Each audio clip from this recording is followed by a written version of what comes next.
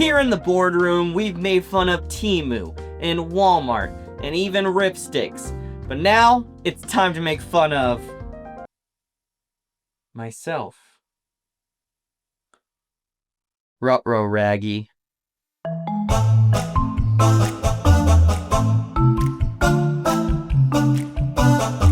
I think it's a pretty normal experience for skateboarders to have some whack first skateboards. If you're like me, you were smack dab in the middle of a middle-class family.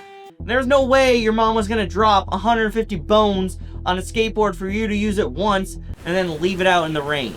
Most skateboarders I've talked to have had similar experiences. Their first skateboard or two were completely random, terrible, or both. Welcome back to the Boardroom, a show where we dive into the weirder side of skateboarding. Today, we're gonna take a little stroll down memory lane, and I'm gonna show you some of my first skateboards I had, and you bet I'm gonna make fun of myself. But first, let's jump into an important history lesson. The history of me.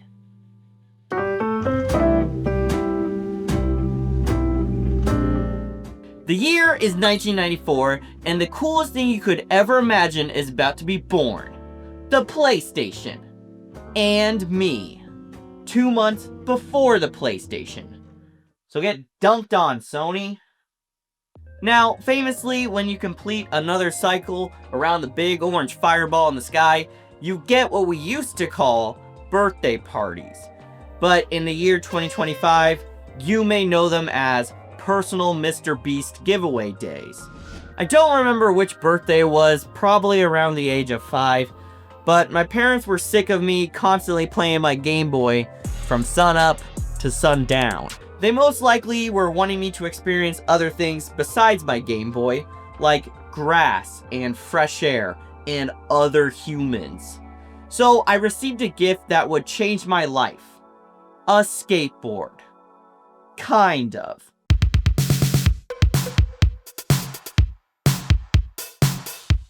My first skateboard wasn't a skateboard at all. It was a sad failed lab experiment gone wrong. It was the cursed child of what would happen if a scooter and a skateboard solved all their differences, got married, and had a cute little baby, except for the baby is ugly as heck. This is what my first skateboard was like, and yes, it is a true monstrosity. Mine was purple, and so... Wait. Is that why I like purple so much?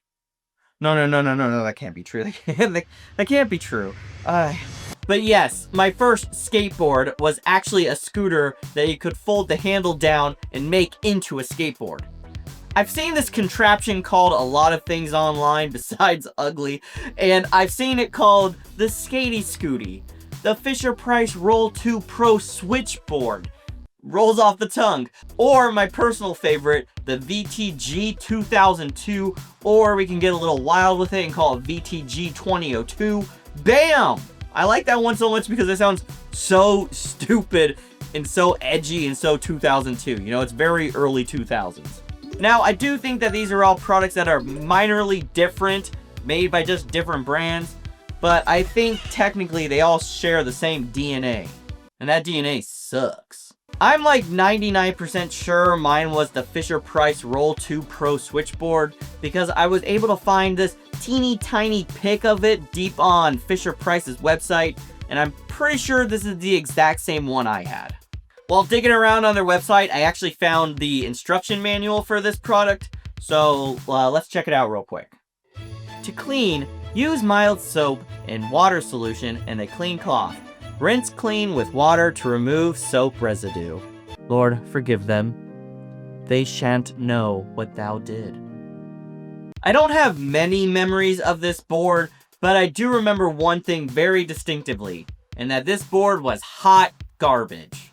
I remember it was such a huge pain in the donkey's rear end to get the board from scooter mode to skateboard mode, and I literally had to have my dad help me every time I wanted to switch it. I also remember that the wheels barely spun, and they were chunky as can be. They had like 400mm wheels on that bad boy, and it still barely moved.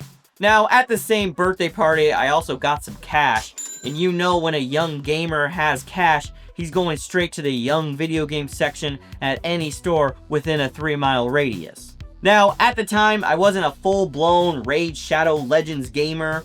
The only game systems I had was a Game Boy and my dad's PC, which was mainly being used as a sacrifice to the LimeWire gods.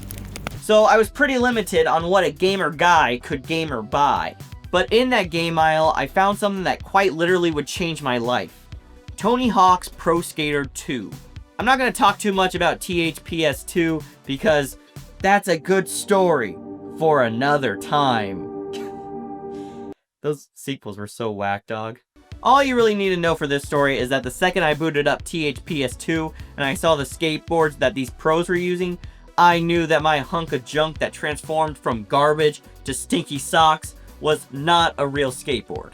Once I saw pro skateboarders like Rodney Mullen, Eric Costin, Bob Burnquist, Mark Ruffalo, Kareem Campbell, Snoopy, Chris Angel, and Pink skating on real skateboards that then also turn into scooters, I knew I had to upgrade. Since I had a kid brain thinking kid thoughts, I actually don't remember how much time had elapsed between my scooter skateboard and my second skateboard, so just to cover my bases, let's say it happened somewhere between a year and 500 years after I got my scooter skateboard.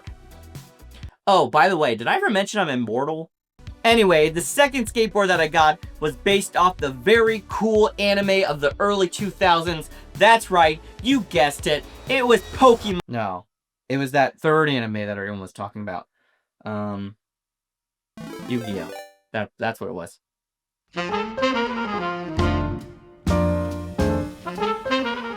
At the age of, let's just say around 6, I begged my mom to take me to Toys R Us to get a real skateboard, and she was like, fine, let's Yu-Gi-Oh! To the store. I wish these kids could Yu-Gi-Oh! To the polls. Now, I wouldn't necessarily say that I was the biggest Yu-Gi-Oh! Fan. Sure, I thought Blue Eyes White Dragons was the illest thing ever, and yeah, I looked up to Dark Magician as a fashion inspo, but I didn't know how the dang card game worked.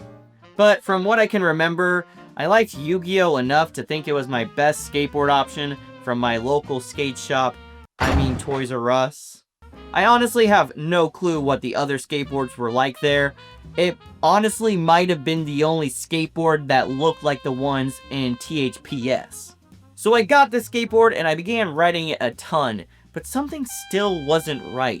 Something in my little gooey skater brain knew that the pros were not skating on their favorite anime characters. But per my last email, we know that skateboarders are in fact skating on their favorite anime characters. After practicing my basics like manuals and pushing, and that's it, I still wanted to become a real skateboarder, and I needed to find that board that made me feel like one.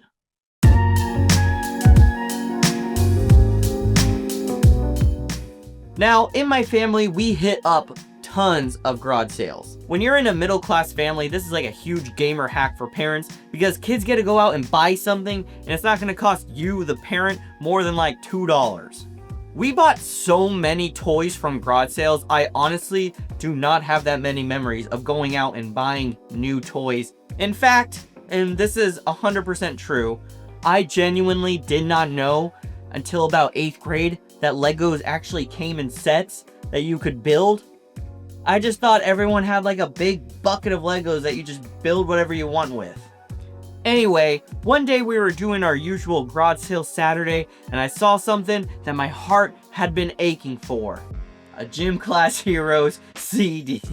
That was a joke. It was actually a skateboard that looked like a skateboard that the pro skaters in my little video game were using. Now, keep this in mind, this skateboard, as far as I can remember, was bramless. And I dug around on the internet forever trying to find the skateboard, and this was the closest thing I could find, even though I know it wasn't this one.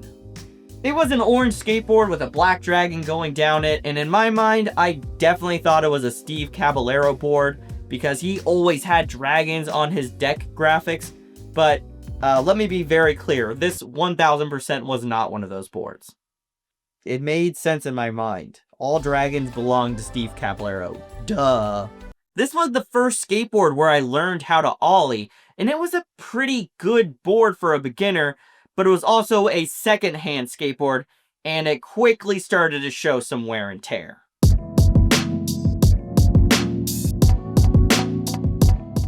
Fast forward to my next birthday, and at this point in my life, I was obsessed with three things: skateboarding, Tony Hawk, and multi-level marketing.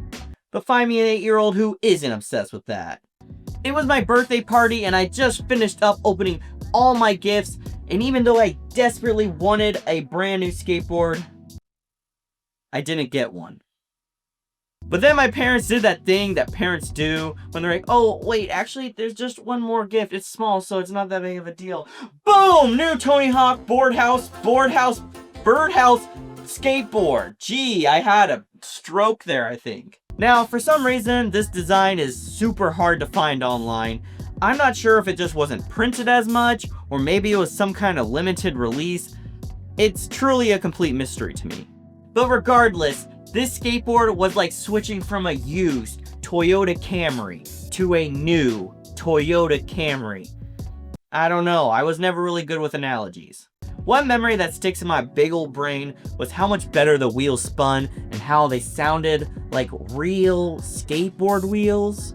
If you've been a skateboarder for a long time, you know exactly what I'm talking about. It's very easy to tell the sound of bad bearings and good bearings. Or if you're really into fidget spinners, you know that too, am I right? Now, my parents had real bills to spend their real money on, so they made me use that board as long as possible, to the point where the grip tape was like peeling and the board was chipping beneath it. And my dad went and bought some new grip tape. We pulled off the old grip tape and put it on this super old, already cracked board. It was the equivalent of putting a new air freshener in a totaled car. During the end of my board's life, I remember going to my local skate shop and seeing on the wall my dream skateboard. And luckily for me, I didn't have to wait too much longer.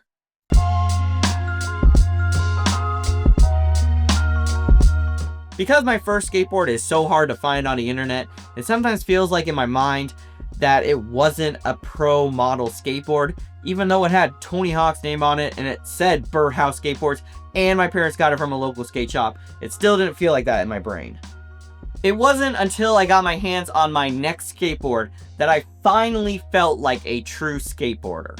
Every once in a blue moon, my dad would receive a bonus from work, and usually this just meant that we were going to Chili's as a family, but one time my dad pulled up to the driveway with 2 new skateboards. One for me and one for my little brother.